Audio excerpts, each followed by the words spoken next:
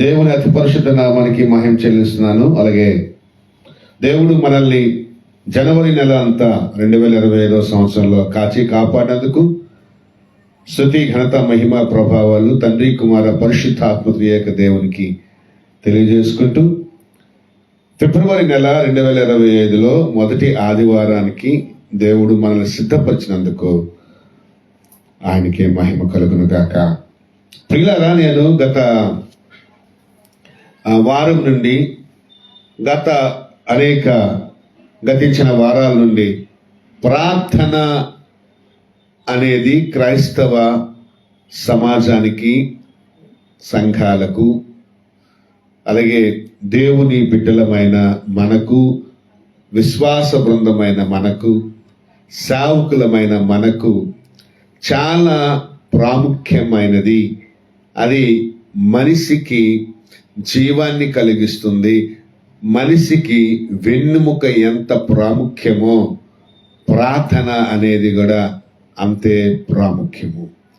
వెన్ను విరిగిపోతే మనిషి ఎలాగైతే నిలవలేడో, నడవలేడో, పని చేసుకోలేడో, అలాగే ప్రార్థన లేని జీవితంలో కూడా కదలికలు, జీవము ఉండవు.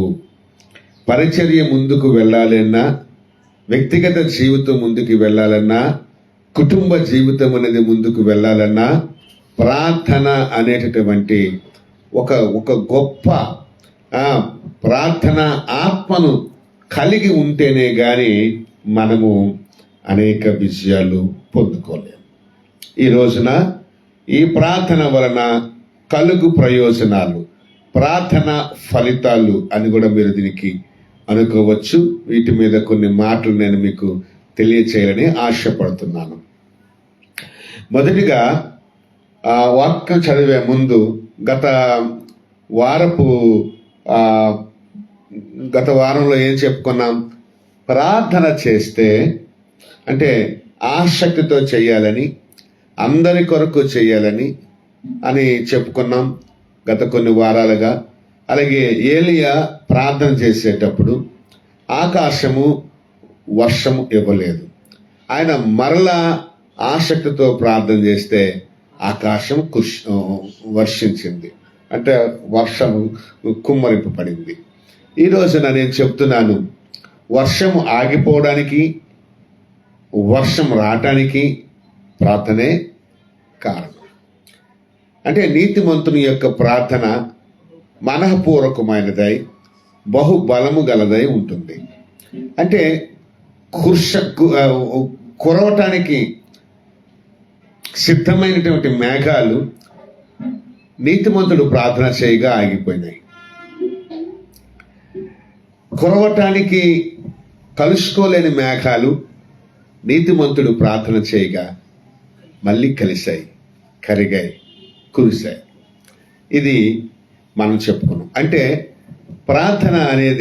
ప్రార్థన చేస్తే అనేది ఒక మార్పు అనేది మన వ్యక్తిగత జీవితంలో కానీ, ప్రకృతిలో కానీ, లేకపోతే మరి పరిచర్య జీవితంలో కానీ ఒక అద్భుతమైన మార్పు అనేది చోటు చేసుకుంటుంది. దీని ఇంగ్లీష్లో prayer brings changing. Prayer brings changing. అలాగా అక్కడ ఆకాశంలో మార్పు వచ్చింది, ప్రకృతిలో మార్పు వచ్చింది. ఆ మేఘాలు కలవడం అనేది, కరగడం అనేది, కురవడం అనేది జరిగింది. చాలా చక్కని వర్షం పడింది, కరువు పోయేటట్టు వర్షం పడింది. 3.5 సంవత్సరాలు ఎంతగా కరువు ఉందో అంతగా మళ్ళా రెస్టోర్ అయిపోయినటువంటి ఒక గొప్ప వర్షము పడింది. ప్రియులారా, ఇది మనము ఆలోచన చేస్తే గనక ప్రార్థనలో ఉన్నటువంటి బలము కానీ, శక్తి కానీ మనకి అర్థమవుతుంది. ఈ భూమి మీద మనిషి ప్రార్థన చేస్తే, నీతిమంతులు ప్రార్థన చేస్తే, విశ్వాసులు ప్రార్థన చేస్తే, సంఘము ప్రార్థన చేస్తే పరలోకములో ఉన్నటువంటి ప్రభువు పని చేయటం మొదలు పెడతాడు. అలాగే సంఘం ప్రార్థన చేసినప్పుడు పేతురు యొక్క ఒక గొప్ప విడుదల అనేది మనము చూడగలిగాం. పేతురు గదిలో ఉన్నటువంటి మార్పులు, అలాగే బంధకాలు ఓడడం కానీ, చీకటి పోయి వెలుగు రావడం కానీ, బానిస అది ఏమంటారు బందీఖాన పోయి ఆ గేట్లు తెరుచుకోవడం కానీ, స్వాతంత్రం రావడం కానీ, బానిసరకం పోయి స్వాతంత్రం రావడం కానీ కేవలం ప్రార్థన వలన మాత్రమే అవి జరిగినాయి అని ఈ రోజున మనం ఒకసారి గుర్తు చేసుకోవాలి.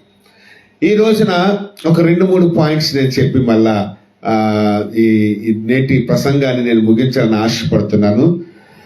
దానియేలు గ్రంథంలోనికి వెళ్దాం. పరిశుద్ధ గ్రంథమైన బైబిల్లో దానియేలు గ్రంథం 2వ అధ్యాయము 17వ మాటను మనం ఒకసారి చదువుకుందాం. అప్పుడు దానియేలు తన ఇంటికి పోయి తన స్నేహితులైన హనన్యాకును, మిషాయేలునకును, అజర్యాకును సంగతి తెలియజేసి తానును తన స్నేహితులను బబులోనులో తక్కిన జ్ఞానులతో కూడా నశింపకుండునట్లు ఆ కల యొక్క మర్మ విషయములో పరలోకమందున్న దేవుని వలన కటాక్షము పొందు నిమిత్తము ఆయనను వేడుకొనుడని వారిని హెచ్చరించెను. చాలా మంచి మాట అది. 17-18 వచనాలు నేను చదివాను. ప్రియులారా, బ్యూటిఫుల్ వర్డ్ ఏంటంటే ఇక్కడ పరలోకమందున్న దేవుని వలన కటాక్షము పొందు నిమిత్తమై ఆయనను వేడుకొనుడని వారిని హెచ్చరించెను.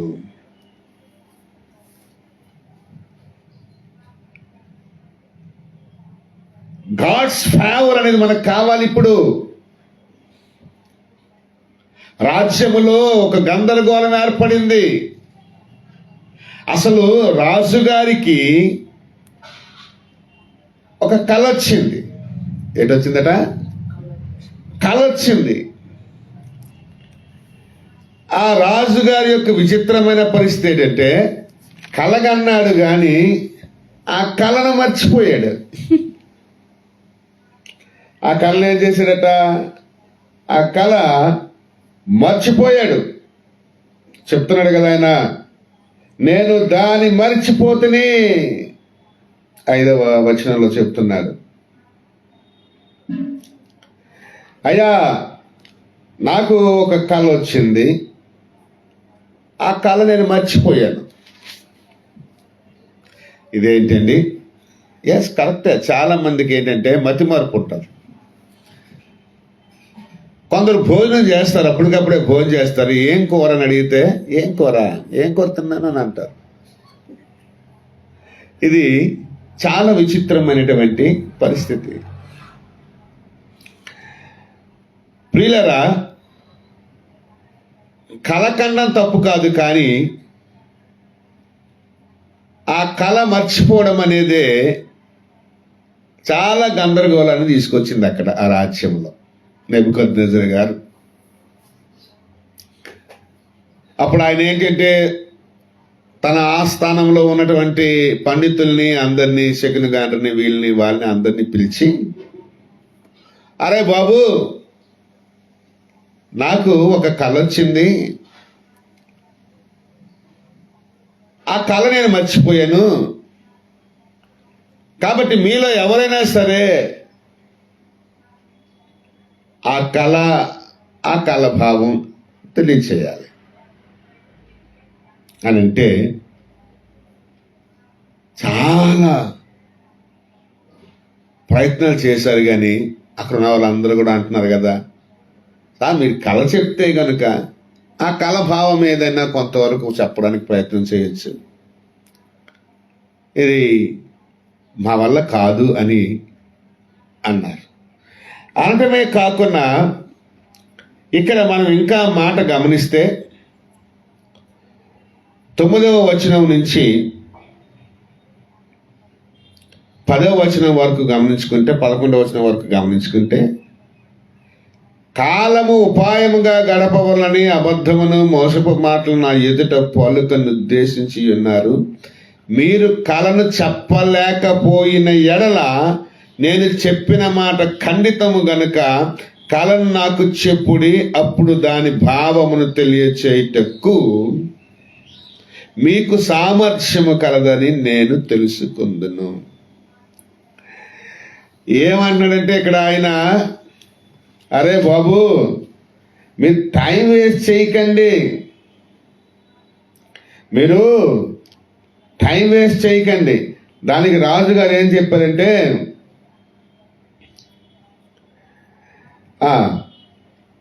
4వ వచనంలో ఏమనంటే, కల్దీయులు సిరియా భాషతో ఇట్లనేది, రాజు చిరకాలము జీవించును గాక, తమరి దాసులకు కల సెలవీయుడి, మేము దాని భావమును తెలియజేసాము. కళ చెప్పండి, మేము భావం చెప్తుంది అని చెప్పినట్టుగా కళ చెప్తే మేము భావం చెప్తామని అన్నారు.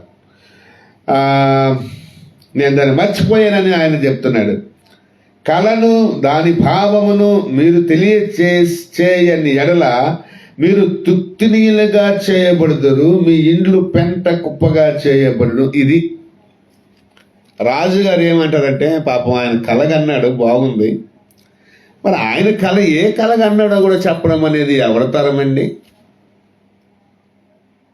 రే, నాకు ఒక కళ వచ్చింది, ఆ కళ చెప్పరా నువ్వు అని ఎవరికనంటే, నీ కళ నువ్వు చెప్పాలి కానీ నేనేం చెప్తాను? వాళ్ళు అంటున్నారు, మీ ముందు కళ చెప్పండి, ఆ కళ భావాన్ని మేము చెప్పడానికి ప్రయత్నం చేస్తాం అని వాళ్ళు అంటున్నారు.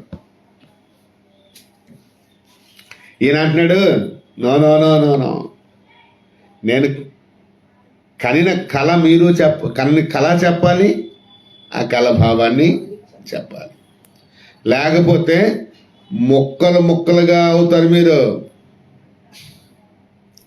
నేను మిమ్మల్ని తుకడా చేస్తాను, జాగ్రత్త. తుకడా కాట్ करके हम मारेंगे आपको. ముక్కలు ముక్కలు చేసి మిమ్మల్ని చంపేస్తాను రా బాబు అని అన్నాడు ఆయన. ఇంకా ఏం చెయ్యాలో వాళ్ళకి అర్థము కావట్లేదు. అదే కాకుండా కళను దాని భావమును తెలియచేసిన ఎడల దానములను బహుమానములను మహాఘనతయు నా సముఖములో నందుదురు. ఇది ఆయన ఇచ్చిన ఆఫర్. అయితే ఎవరు చెప్తారు ఇదంతా? కలకండము ఆయన వంతే, కల భావం తెలియకపోవడము ఆయన వంతే. ఎవరో ఒకరు కళ చెప్పాలట, కళ భావము చెప్పాలంట. చెప్పనోడికంట చంపేస్తాడు, చెప్పినోడికంట కనిపిస్తాడంట. ఇది చాలా విదూరంగా ఆ దేశంలో సంచరించుకుంది. అయితే నేను ఎందుకు చెప్తున్నానంటే, ఇంకా అక్కడ ఉన్న వాళ్ళందరూ కూడా, ఆయన ఆస్థానంలో ఉన్న వారందరూ కూడా టైం పాస్ చేస్తున్నారు. వీళ్ళు ఏంటంటే టైం పాస్ కాదు, చాలా మంది సేవకులు కూడా ఏం చేస్తుంటారు, టైం పాస్ చేస్తుంటారు.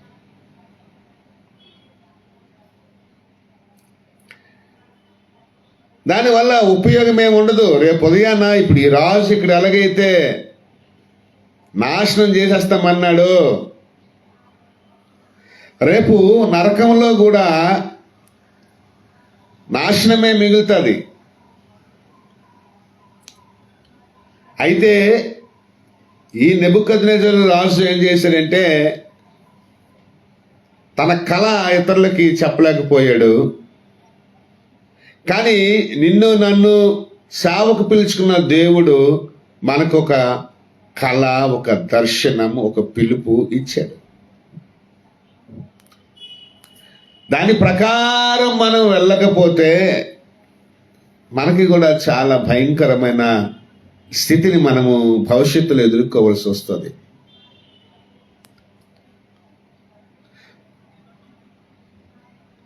అలాగే అక్కడ ఆస్థానంలో వీరు ఆఖరికి ఏం తేల్చారంటే, అందుకు రాజుగారు అన్నారు, ముందు మీరు నేను కన్న కల చెప్పండి, అప్పుడు మీకు ఆ భావం చెప్పే సామర్థ్యం అనేది మీకు ఉందని నాకు తెలుస్తుంది. కల చెప్పకున్న భావాన్ని మాత్రం మీరు చెప్పొద్దు అని అన్నాడు. నాకే దర్శనం కలిగిందో నువ్వు చెప్పాలి, నాకే కల కలిగిందో నువ్వు చెప్పాలి, అప్పుడు నువ్వు దాని భావాన్ని చెప్తావని నేను నమ్ముతాను అని ఆయన అంటే,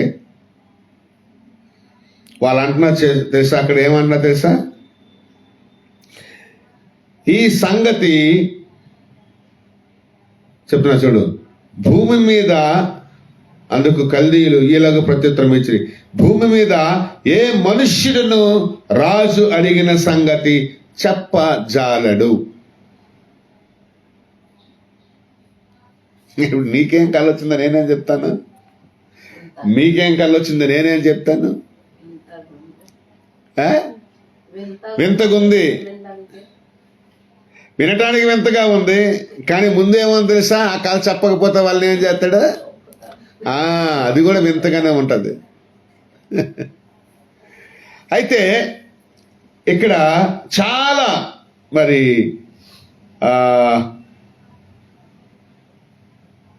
ఏ మనుష్యుడు చెప్పలేడు. వినండి, ఎందుకు చెప్తున్నానంటే, ఇదంతా కథ ఎందుకు చెప్తున్నానంటే, ఏ మనుష్యుడు మీకు వచ్చిన కళను చెప్పలేడు.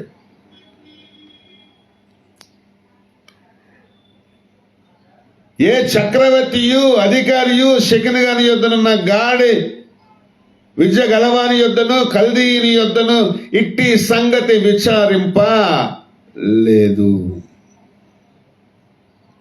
రాజు విచారించిన సంగతి బహు అసాధారణమైనది. ఇది చాలా సాధ్యము కానటువంటిది, ఇది సాధ్యము కానటువంటిది. ఏ మనుష్యునికి సాధ్యము కాదు, భూమి మీద ఏ మనుష్యునికి సాధ్యము కాదు. అంటే ఇంకా పరలోకంలో ఉన్న దేవుడి సాధ్యమే అయితే తప్ప కానీ భూమి మీద ఇది ఎవడికి సాధ్యము కాదు అని చెబుతూ అసాధారణమైన సంగతిని తెలియచేస్తూ, రాజు విచారించిన సంగతి బహు అసాధారణమైనది, దేవతలు కాక మరెవరును ఈ సంగతి తెలియ చెప్పజాలరు. దేవతల నివాసములు శరీరం మధ్యలో ఉండవు కదా. ఇక్కడికి పాయింట్ కొత్త. రాజుగారు మీరు చెబుతున్న మాటలు ఈ భూమి మీద ఏ మనుష్యుడు కూడా దానికి జవాబు ఇవ్వలేడండి.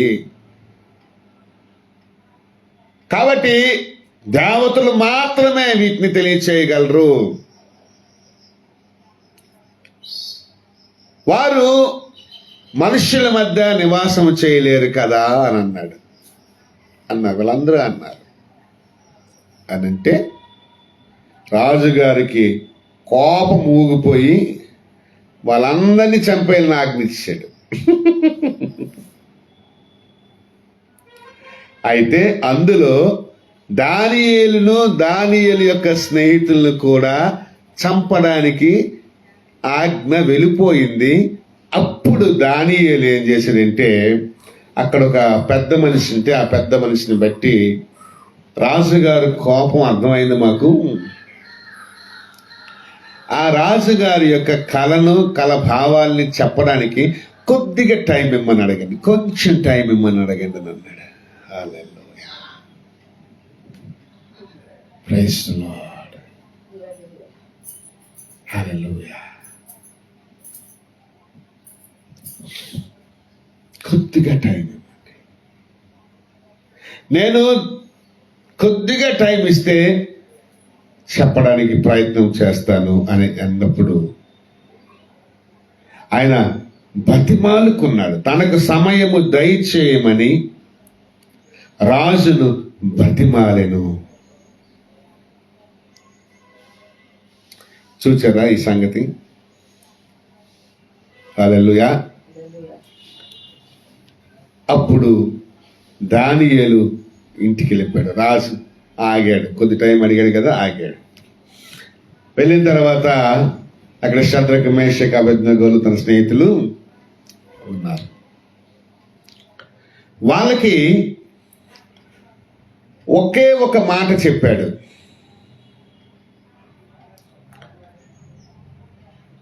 ఆ జ్ఞానులతో పాటు మనము కూడా నశింపకుండా ఉండినట్లు పరలోకమందున్న దేవుని కటాక్షము పొందు నిమిత్తమై ఆయనను వేడుకొనండి అనేటటువంటి ఒక చక్కటి మాట. ఏమన్నాడట? దేవా, నీ ఫేవరిజం కావాలి, వి నీడ్ యువర్ ఫేవర్ అని పరలోకమందున్న దేవుని వలన కటాక్షము పొందు నిమిత్తమై ఆయనను వేడుకొనండి. అంటే అర్థం ఏంటంటే ప్రార్థన చేయండి. మన ముందు ఉన్నది ఏంటంటే ఏ మనుష్యుని వలన కూడా ఇది భూమి మీద సాధ్యపడదు. ఇది మొదటగా. అంటే అసాధారణమైనది సాధ్యమవ్వాలి. నెంబర్ 1 అంటే ఆ రాజు కనిన కళ చెప్పాలి, ఆ కన్న కళ భావాన్ని కూడా చెప్పాలి. దీనికి దేవుని జ్ఞానం కావాలి, దేవుని కృప కావాలి, దేవుని సహాయం కావాలి, దేవుని కటాక్షం కావాలి. ఆ రాజుగారికి ఏ దర్శనమైతే దేవుడిచ్చాడో ఆ దర్శనము దానియేలు చూడాలి. ఇది ఇక్కడ అసలైన పాయింట్. ఈ రోజున ఎందుకు పాలి భాగస్థులు మనతో కాలేకపోతున్నారంటే మన దర్శనాన్ని అర్థం చేసుకోలేని వాళ్ళు, మన పిలుపుని అర్థం చేసుకోలేని వాళ్ళు, మన కళ అర్థం చేసుకోలేని వాళ్ళు మనల్ని చంప చూస్తారు. ఇది ఒక్కటి జాగ్రత్తగా ఆలకించండి. ఆ కళ భావం నీకు తెలియాలంటే, ఆ కళ నీకు తెలియాలంటే సేమ్ ఆయనకి ఎలాంటి కళ వచ్చిందో ఆ కళని నువ్వు చూడాలి, దేవుడు నీకు చూపించాలి.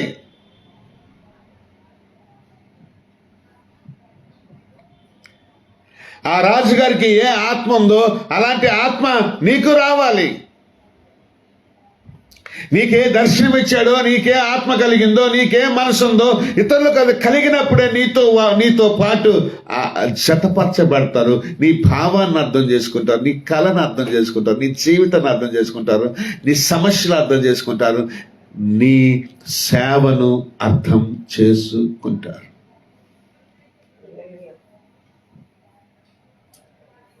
ఒకరి మనస్సు ఒకరికి తెలియాల, ఒకరి కళ ఒకరికి తెలియాల, ఒకరి దర్శనం ఒకరికి తెలియాల, ఒకరి భారం ఒకరికి తెలియాల.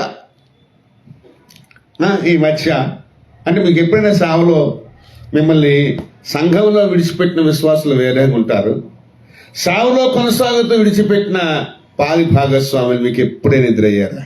అంటే కొన్నాళ్ళు మీకు సహాయం చేసి తర్వాత ఆగిపోయేవాళ్ళు మాకున్నారు. అంటే దేవుని సేవకు సహాయం చేసి మాకేదో సహాయం చేసినట్టుగా ఫీల్ అయిపోయే వాళ్ళు కొంతమంది అన్నారు. అది చాలా తప్పు. ఒక మనస్సు అర్థమైనాక అందుకోసం వాళ్ళు ఇస్తారు, సేవకు ఉపయోగించండి అంటారు. సేవకే ఉపయోగిస్తూ ఉంటాం. మాకే డబ్బులు వచ్చినా మేము సేవకే ఉపయోగపెడతాం. దాంట్లో మాకు దాచుకోవడానికి ఏముండదు. అలాగే 24 సంవత్సరాలు బట్టి పూర్తి కాలపు సేవ ఇప్పటికీ చేయగలుగుతున్నాం. మేము చేసేది సేవ, మేము మిగిల్చుకునేది ఏం లేదు.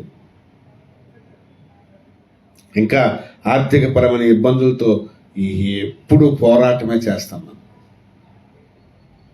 పిల్లల చదువులకు, అలాగే కుటుంబ అవసరాలకు, అలాగే సేవా అవసరాలకు పోరాటమే. ప్రభువును ప్రార్థించడమే, నమ్మడమే, వచ్చిన ఆదాయంతో ముందు సువార్త చేయటమే. ఎందుకంటే వాళ్ళు కుటుంబానికి ఎవరు గిఫ్ట్ సేవకి ఉంచండి, ఎవరైనా ఒక 5,000 10,000 పంపిస్తే సేవ చేయండి అంటారు. దాంతోపాటు సేవ చేయకపోతే ఎలాగ ఉంది? దాంట్లో కనీసం ఒక 1,000 రూపాయలైనా మీరు వాడుకుని ఎవరు అంటారు నాకు. నేను ఎవరికైనా అప్పిస్తే కనుక ఏమంటానంటే, వాళ్ళ దగ్గర బలవంతం చేయక ఒక 5,000 అప్పించిన ఒక 2,000 ఉంచుకోండి, ఒక 1,000 ఉంచుకోండి, మిగతా డబ్బులు ఇవ్వండి అంటాను. సేవ చేయండి, లేకపోతే కుటుంబానికి వాడుకోండి అంటాను. ఎందుకు? సేవలో ఉన్నటువంటి భావాలు, భారాలు, బాధలు నాకు తెలుసు కాబట్టి, ఇవ్వడంలో ఉన్న ఆశీర్వాదం నాకు తెలుసు కాబట్టి, ఎంతో 100,000 మందికి నేను అవి ఇచ్చాను. ఎందుకంటే వాళ్ళ భారం నాకు తెలుసు, వాళ్ళ బాధ నాకు తెలుసు, వాళ్ళ పని నాకు తెలుసు, వాళ్ళు దేనికోసం ప్రయత్నం చేస్తున్నారో, ఏ అవసరం కోసం అడిగారో నాకు తెలుసు, వాళ్ళ పిల్లలు తెలుసు, వారి కుటుంబం నాకు తెలుసు, ఈ కుటుంబ బాధ్యతలు అనేవి నాకు తెలుసు. కాబట్టి నేను చేస్తాను. సరే, ఇదంతా కొద్దిగా ఆలోచన చేసుకుంటూ బోల్డంత ఉంటుంది. కానీ ఈ రాజు గారు కళ ప్రార్థన చేసేటప్పుడు రాజు గారు ఏ కళ కన్నాడో ఆ కళను దేవుడు వాళ్ళకి చూపించాలి, లేకపోతే అవదు. రాజుగారు కళ ఒకటి, నువ్వు చెప్పే కళ ఇంకొకటి అయితే వెంటనే నిన్ను చంపేస్తారు. అక్కడ అతను ముందేం చెప్పాడు? నేనేం కళ కన్నానో నాకు చెప్పండి, తర్వాత దాని భావం చెప్పేటటువంటి జ్ఞానం మీకు ఉందని నేను అనుకుంటాను, అప్పుడు భావం చెప్పుదురు కానీ అని అన్నాడు. మీకు ఆ సామర్థ్యం ఉంటుందని నాకు అప్పుడు అర్థమవుతుంది అని అన్నాడు. ఆ కళ కరెక్ట్గా చెప్పకపోతే భావాన్ని చెప్పనివ్వడు రాజు. ఆగా, ఏం చెప్తున్నా నువ్వు? చాలామంది దేవుని సేవలో పరిచర్య చేసేటప్పుడు ప్రవచనాలు చెప్తారు. ప్రవచనం అనేది పరిశుద్ధాత్మ వరం, దాన్ని నేను అంగీకరిస్తాను. కానీ ఊహించి చెప్పడం అనేది జ్ఞానం, అంటే నీ సొంత జ్ఞానం. ఊహించి చెప్పేది ఆత్మానుసారమైన వరం కాదు, ఆత్మానుసారమైన పరిచర్య కానే కాదు. పరిశుద్ధాత్మ లేక దేవుని యొక్క దూతలు ఆ వ్యక్తిలో ఉన్నటువంటి, ఆ వ్యవస్థలో ఉన్నటువంటి సంగతులు తీసుకొచ్చి మనకి తెలియచేస్తేనే వాటిని మనము చెప్పగలం. చెప్తున్నాడు, దేవతలు తప్ప. హోలీ స్పిరిట్. ప్రవచనాత్మక పరిచర్యలో దేవదూతలు మనకి ఎంతైనా సహాయం చేస్తాయి. బ్రింగ్ ద బుక్ అంటే అవి తీసుకొస్తాయి. ఏంజల్స్ హెల్ప్ చేస్తాయి. ఇప్పుడు వాళ్ళ ముందు ఉన్నటువంటి పరిస్థితి అంటే కొద్ది కాలం, కొద్ది సమయం, కొంచెం సమయం ఉంది, ఓన్లీ కొద్దిగా సమయం, కొద్దిగా సమయం ఉంది. హల్లెలూయా.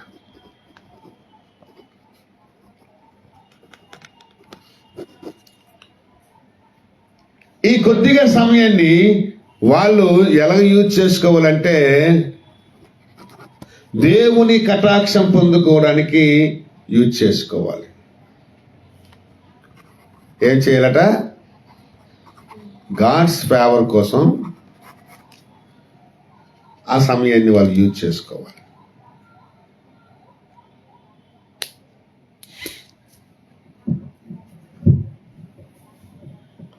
హలో, కొంచెం సమయం ఉంది. యేసు త్వరగా రాబోతున్నాడు. దేవుని కృప కొరకు, దేవుని కటాక్షం కొరకు మనం కూడా వేచి చూడాల్సిందే, అడగాల్సిందే ప్రార్థనలో. యేసుప్రభు అంటున్నాడు, కొద్దిగా సమయమైనా మీరు నాతో పాటు మేల్కొని ఉండలేరా? ఒక్క గడియ అయినా మేల్కొని ఉండలేరా? ఈ మానవ జీవితానికి మరణం అనేది చివరి అంకం. అందుకోసమే ఇప్పుడు మీరు చూస్తుంటే కనుక అంతిమ యాత్ర అని ఒక వెహికల్ వెళ్తుంటది. అంతిమ యాత్ర అట. ఏంటట? అంతిమ యాత్ర, చివరి యాత్ర. వాళ్ళ జీవితంలో వాళ్ళకి చివరి సమయము, వాళ్ళ జీవితంలో వాళ్ళకి చివరి సమయము. సమయం దయచేయండి. కొద్దిగా సమయం వాళ్ళకి ఇవ్వబడింది, కొంచెం సమయం ఇవ్వబడింది. హల్లెలూయా, హల్లెలూయా. ఆ కొద్దిగా సమయంలో వాళ్ళకి దేవుని దర్శనం కలగాలి, కలభావం తెలియచేయబడాలి. ఆ కొద్ది సమయాన్ని వాళ్ళు ప్రార్థనకు ఉపయోగించుకోవాలి. కొద్ది సమయం ప్రార్థన చేయండి, గొప్ప కార్యాలు దేవుడు చేస్తాడు. హల్లెలూయా. కొద్ది సమయం మీరు యూజ్ చేసుకోండి. God will do big things. కొద్ది సమయాన్ని ఉపయోగించుకోండి. దేవుడు కొండంత కార్యాన్ని చేస్తాడు. పిల్లరా, ఇలాగ మనం మాట్లాడుకుంటూ వెళ్తుంటే ఎన్నో మధురమైనటువంటి భావాలు బయటకు వస్తాయి. ఈ కొద్ది సమయాన్ని దేవుడు కటాక్షం కొరకు వాడుకోండి. దేవుడు దయచేయి తండ్రి, దేవా నీ కటాక్షం కావాలి. ఇదిగో మేము నాశనం అయిపోతాం, ఇదిగో మేము నాశనం కాకూడదు. ఈ కొద్ది సమయంలో నువ్వు బాగుపడడం కోసం ప్రార్థన చేయాలి. ఒకటి, నువ్వు డిస్ట్రక్ట్ కాకూడదు, డిస్ట్రాయ్ కాకూడదు. You shall not perish. You shall not be destroyed. You shall not be perished. నాశనము కాకూడదు అంటే ప్రార్థన చేయాలి. నాశనం కాకూడదంటే ప్రార్థన చేయాలి. హల్లెలూయా, హల్లెలూయా. స్తోత్రాలు తండ్రి, గొప్ప దేవుడా. ప్రియులారా, సమయం అనేది చాలా విలువ గలది. ఇలాంటి ఆటోమేటిక్ తాడో పేడో, చావో రేవో వచ్చినప్పుడు, జీవమో మరణమో వచ్చినప్పుడు, అలాంటి సందర్భాలు మన జీవితంలోకి వచ్చినప్పుడు నువ్వు అర్జెంటుగా మోకరిల్లి ప్రార్థన చేసుకోవాలి. ఏమైతుంది అదే అవని అనేటువంటి తెగింపు వేరే, కానీ అక్కడ సందర్భం ఏంటి తెలుసా? అక్కడ సందర్భం ఏంటంటే రాజుగా నువ్వు రాజ్యం, నీ ద్వారా రాజ్యం కట్టబడాలి, నీ ద్వారా రాజ్యం నిలవబడాలి. అది నువ్వు రాజ్యం ఏలాలంటే you must have dominion, you must have power, you must subdue the earth. అంటే దేవుని కటాక్షం నీ పైకి రావాలి. Holy Spirit, speak to us. దేవుని జ్ఞానం కావాలి, దేవుని ఆలోచన కావాలి, మర్మాలు, కళల భావాలు చెప్పేటటువంటి ఒక గొప్ప జ్ఞానం కావాలి. అక్కడ నీ బలాన్ని నువ్వు ఉపయోగించకూడదు, నీ బుద్ధిని ఉపయోగించుకోకూడదు. Time waste. ప్రార్థన చేయాలి. ప్రార్థన చేయాలి. సమయం తీసుకో మిత్రమా, సమయం తీసుకో. ఎంత సమయం తీసుకుంటావు అంత సమయం తీసుకో. ప్రార్థన కోసమే తీసుకో. ప్రార్థన కోసమే తీసుకో. ప్రియులారా, వాళ్ళు ప్రార్థన చేశారు. వాళ్ళు ప్రార్థనలో పాలి భాగస్థులయ్యారు. దానియేలు యొక్క మనస్సును అర్థం చేసుకున్నారు వాళ్ళు, తన స్నేహితులు. ఎందుకంటే వాళ్ళకే తెలుసు రాజ్యంలో ఏం జరుగుతుంది, రాజుగారి దగ్గర ఏం జరుగుతుంది. కాబట్టి ప్రియులారా, ప్రార్థన అనేది చెప్తున్నాడు కదా, పరలోకమందున్న దేవుడు. నీ ప్రార్థనకి పరలోకానికి ముడిపడి ఉందయ్యా. నీ ప్రార్థన పరలోక సంబంధమైనటువంటి గొప్ప సంగతులు నీకు తెలియజేస్తుంది. పరలోక సంబంధమైన సహాయం నీకు వస్తుంది. పరలోకంలో ఉన్న దేవుడు నిన్ను కటాక్షించాలి, కరుణించాలి, దీవించాలి, ఆశీర్వదించాలి, సహాయం చేయాలి తప్ప ఈ భూమి మీద ఏ మనుష్యుడు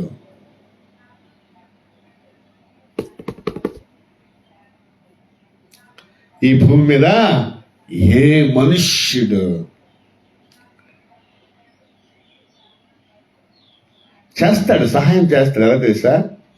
దేవుడు నీకిచ్చిన దర్శనాన్ని, దేవుడు నీకిచ్చిన కళని తనకు కూడా కలిగించినప్పుడు ఆ సహాయం వస్తుంది.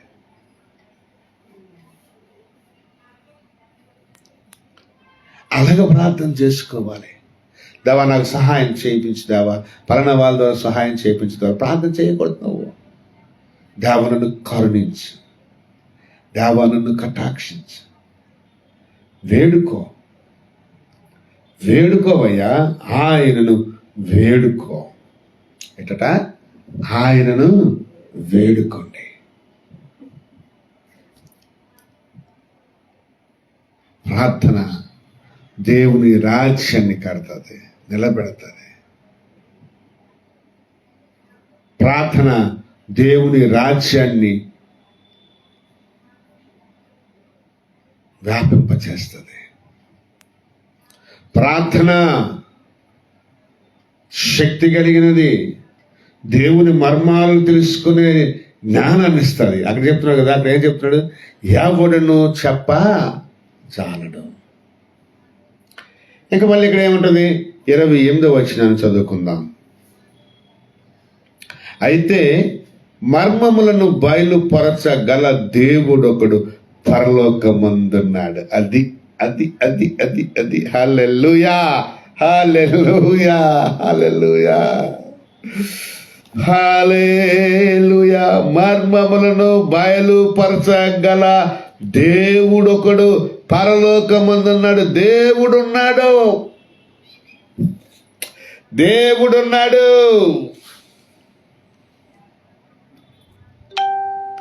పరలోకమందు దేవుడున్నాడు.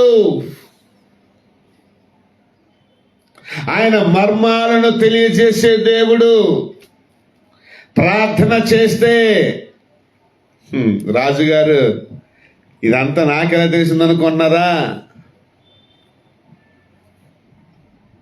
నేను ప్రార్థన చేస్తే, ఇదిగో నా స్నేహితులు నాకు ప్రార్థనలో సహకరిస్తే నాకు దేవుడు తెలియచేశాడయ్యా. ఈ భూలోకంలో ఉన్నవారెవ్వరు నాకు చెప్పలేదు మీ కళ. అసలు మీ కళ మీకే తెలియదు, మీ కళ ఇతరులకు కూడా తెలియదు కదా. మీ కళ కూడా నాకు తెలియాలి అంటే నాకు దేవుడు తెలియచేశాడు.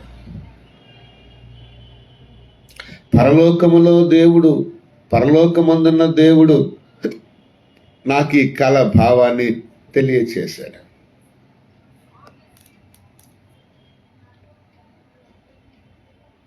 హల్లెలూయా, హల్లెలూయా.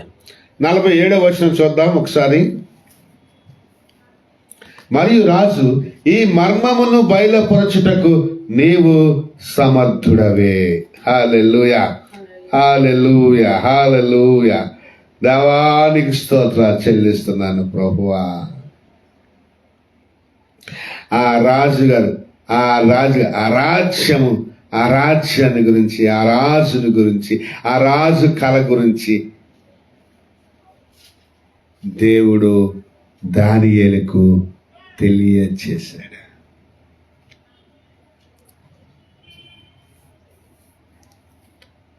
Praise the Lord, hallelujah, Jesus. నీ దేవుడు దేవతలకు దేవుడును, రాజులకు ప్రభువును, మర్మములు బయలుపరచువాడునై ఉన్నాడని దానియేలునకు ప్రత్యుత్తరం ఇచ్చెను. ఆమేన్, హల్లెలూయా. ఇప్పుడు అక్కడ ఉన్నటువంటి ఆ రాజు నెబుకద్నెజరు ఏమంటున్నాడంటే, నువ్వు సమర్థుడవు, నా రాజ్యానికి, నాకు ఈ రాజ్యాన్ని గూర్చిన విషయాలు, భవిష్యత్తులో జరగబోవు సంగతులన్నీ కూడా నాకు రాజైన, భూమి మీద ఉన్న రాజులకు రాజైన, దేవతలకు దేవుడాయన, రాజులకు ప్రభువు ఆయన మర్మాలు చెప్పే దేవుడు అని ఈ నెబుకద్నెజరు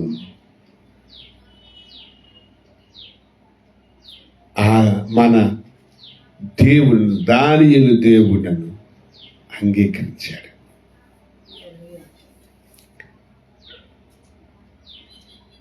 ఈ దానియేలు దేవుడు దగ్గరే సంగతులు తెలుసుకుని వచ్చి చెప్పాడు అని భావించాడు. ఈ దానియేలు దేవుని జ్ఞానము చేత నింపబడ్డాడు అని తెలుసుకున్నాడు. హల్లెలూయా, హల్లెలూయా. అంతేకాని అప్పుడు రాజు దానియేలును బహుగా హెచ్చించి అనేక గొప్ప దానములు ఇచ్చి అతని బబులోను స్థానమంతటి మీద అధిపతిగాను, బబులోని జ్ఞానులందరిలో ప్రధానిగాను నియమించాను. ఇప్పుడు ఇవన్నీ తర్వాత వస్తాయి. మళ్ళా ఈ రోజున నేను చెప్పే సంగతి ఏంటంటే ఒకే ఒక మాట, ఎందుకంటే అన్నీ ఒక్కసారి నేను చెప్పలేను, అన్నీ నేను ఒక్కసారి చెప్పలేను. ప్రియులారా, ప్రార్థన చేసేటప్పుడు ఆ ప్రార్థన దేవుని జ్ఞానాన్ని నువ్వు పొందుకునేటట్టు, దేవుని మర్మాలను నువ్వు పొందుకునేటట్టు నీ ప్రార్థన నీకు ఉపయోగపడతాయి. దేవుని కటాక్షాన్ని పొందుకుంటావు, దేవుని మహిమను పొందుకుంటావు, ఘనత పొందుకుంటావు. అనేక విషయాలు రాశాడు ఇక్కడ. అనేక విషయాలు ఏంటంటే నిన్ను ఉన్నతమైన స్థితిలోకి చెప్పేస్తున్నారు. ఎన్ని మాట కూడా చెప్పేసిన తర్వాత ఇంకో కొత్త టాపిక్లోకి మనం నెక్స్ట్ వీక్ వెళ్దాం. ఇక్కడ ఏం చేసిన బహుగా హెచ్చించాడు. నీకు హై పొజిషన్ కావాలి అంటే నువ్వు ప్రార్థన చేసుకోవాలి, ఉన్నతమైన స్థానానికి వెళ్ళాలి. నాశనం అయిపోయేటటువంటి అట్టడుగు స్థితి నుంచి పైకి రావాలంటే, ఉన్నత స్థితిలోనికి రావాలంటే, నీవు గొప్ప స్థితిలోకి రావాలంటే ఆ కొద్ది సమయాన్ని నువ్వు ఎప్పుడైతే ప్రార్థనకు ఉపయోగించుకుంటావో, టైం వేస్ట్ చేసుకోవో, నీ ప్రాణాన్ని దక్కించుకుంటావు, జీవము పొందుకుంటావు, ఘనత పొందుకుంటావు. దానం రాజుగారి దానము, ఆ సంస్థానం అంతటి మీద అధికారం, అది దేవుడిచ్చేటటువంటి గొప్ప కటాక్షం. దేవుని కటాక్షాన్ని పొందుకుంటాం. ఎటట దేవుని కటాక్షం. హల్లెలూయా. ప్రార్థన వలన దేవుని కటాక్షం పొందుకుంటాం.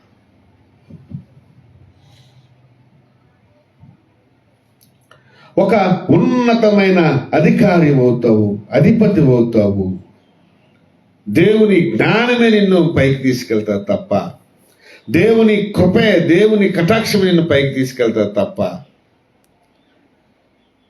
ఈ రోజున దేవుని జ్ఞానాన్ని కలిగి ఉండడానికి ప్రార్థన చేయి. దేవుని కటాక్షం కలిగి ఉండడానికి ప్రార్థన చేయి. జ్ఞానులందరిలో ప్రధానునిగా నియమించాడు. అటు తర్వాత ప్రార్థనా సహకారాన్ని అందించిన షద్రకు, మేషకు, అబేద్నెగోలను బబులోను సంస్థానం మీద విచారణకర్తలుగా నియమించాడు. దానియేలు గారు మాత్రం రాజుగారి సన్నిధిలోనే నిలిచాడు. అంటే రాజు ఎక్కడుంటే అక్కడ ఆయన కూర్చునే కృప. అంటే ఆ రాజ్యం మీద పట్టు. ప్రార్థన రాజ్యాన్ని కడుతుంది, కోల్చనివ్వదు. ప్రార్థన కుటుంబాన్ని కడుతుంది, కోల్చనివ్వదు. ప్రార్థన సేవను కడుతుంది, కోల్చనివ్వదు. ప్రార్థన వ్యక్తిగత జీవితాన్ని కడుతుంది, కోల్చనివ్వదు. ప్రార్థన దేవుని జ్ఞానాన్ని పొందుకొనింపచేస్తుంది. ప్రార్థన దేవుని కటాక్షాన్ని పొందుకొనింపచేస్తుంది. ప్రార్థన ఉన్నతమైన స్థితిలోనికి నడిపిస్తుంది. ప్రార్థన రాజ్యం మీద అధికారాన్ని తీసుకొస్తుంది. ప్రార్థన మరణాన్ని తీసివేసి జీవాన్ని తీసుకొస్తుంది. షద్రకు, మేషకు, అబేద్నెగోలకు అగ్ని పరీక్ష వచ్చింది. ఆ మాట చెప్తాను. 3వ అధ్యాయంలో అగ్నికులములో వేసేయడానికి ప్రయత్నం చేస్తే, రాజా మాకే చింత లేదు, వేసేయండి, మమ్మల్ని కాపాడడానికి దేవుడు సమర్థుడు. మేము సేవించుచున్న దేవుడు మండుచున్న వేడిమి గల ఈ అగ్నిగుండములో నుండి మమ్మును తప్పించి రక్షించుటకు సమర్థుడు. మరి నీ వశమున పడకుండా ఆయన మమ్మను రక్షించును. ఆయన మమ్మను రక్షిస్తాడు, సమర్థుడు. ఒకవేళ ఆయన రక్షించకపోయినా మాకు చింత లేదు.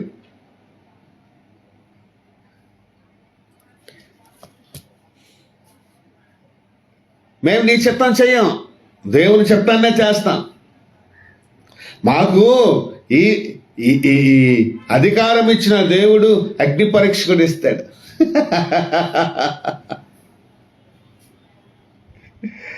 రాజుగారి కోట్ల అధికారం వచ్చింది, కానీ తర్వాత ఏమొచ్చింది? తర్వాత అగ్ని పరీక్ష వచ్చింది.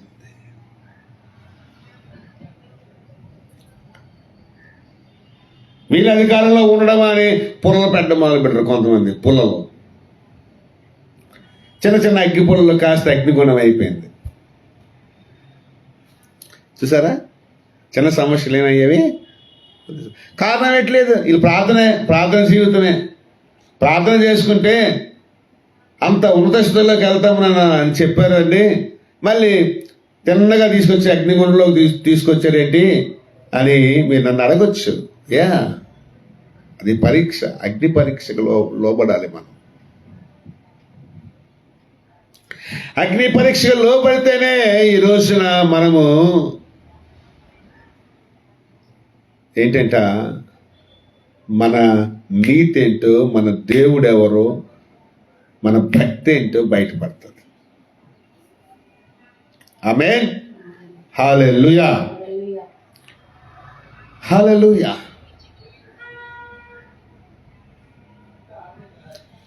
కాబట్టి ప్రియులరా, వీళ్ళు చనిపోవలసిన వాళ్ళు ఏమైందంటే, ఇక్కడ రాజుగారికి పెచ్చొచ్చింది. రాజుగారికి మరికొద్దిగా ముఖము వికారమైపోయింది. 7 అంతలుగా వేడి చేయండి వేడి ఈ కొలిమని అని అన్నాడు. సేవా జీవితంలో, ఆత్మీయ జీవితంలో 7 శ్రమలు వచ్చినా సరే, నీ శ్రమలు ఎన్నింతలని చెప్పకండి.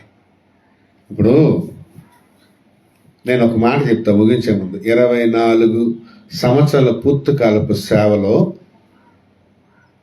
సొంత ఇల్లు లేదు మాకు. ఇవన్నీ అద్దె కొంపలే. ఈ కొంప కూడా ఏంటంటే చెరువులోన ఇల్లు ఉంది. అది ఇక్కడ ఈ మైక్ పెట్టుకొని ప్రార్థన చేసుకుంటే వీధిలో డిస్టర్బెన్స్ ఉండదని చెప్పేసి వీధుల్లో ఇల్లు దొరక్క ఈ మూలకు వచ్చేసాం. దేవుణ్ణి స్తుతించుకోవడానికి ఎక్కడైతే ఏంటి, కీర్తించడానికి ఎక్కడైతే ఏంటి.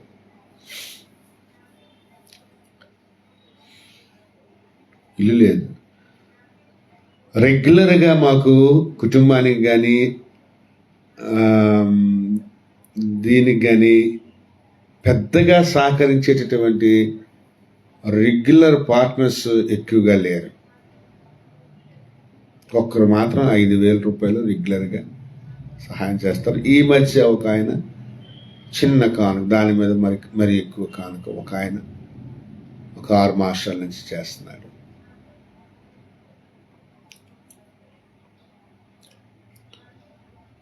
ఒక ఆమె 1,000 రూపాయలు నెలకి.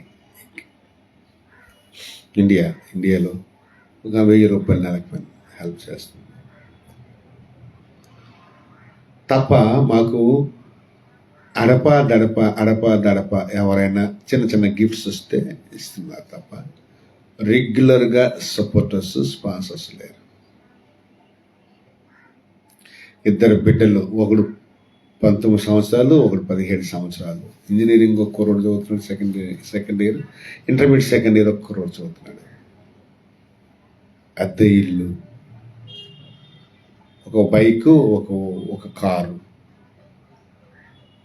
భార్య, బిడ్డల 4. ఇవన్నీ కూడా ఈ చిన్న కానుకలతోనే వెళ్తున్నాయి ముందుకి. ఈ చిన్న కానుకలతోనే సేవ వెళ్తుంది, కుటుంబము వెళ్తుంది.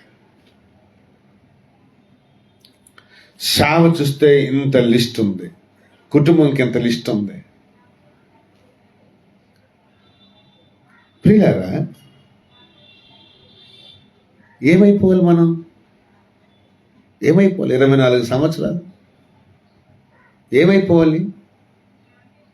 ఎవరైనా బ్రతకగలం అలాగా? కానీ అనేక శ్రమల్లో నుంచి తప్పించి రక్షించుటకు సమర్థుడైన దేవుడు మాతో ఉన్నాడు. ఆమేన్. మేము ఆయన ప్రార్థన చేసుకుంటూ వెళ్తుంటాం, ఆయన పరిచయం చేసుకుంటూ వెళ్తుంటాం. ఆయన పని మాకు ఉద్యోగం, ఆయన సేవే మాకు ఉద్యోగం. పెద్ద దర్శనం, ప్రపంచ దర్శనం కలిగి ఉన్నాం. We have a global vision.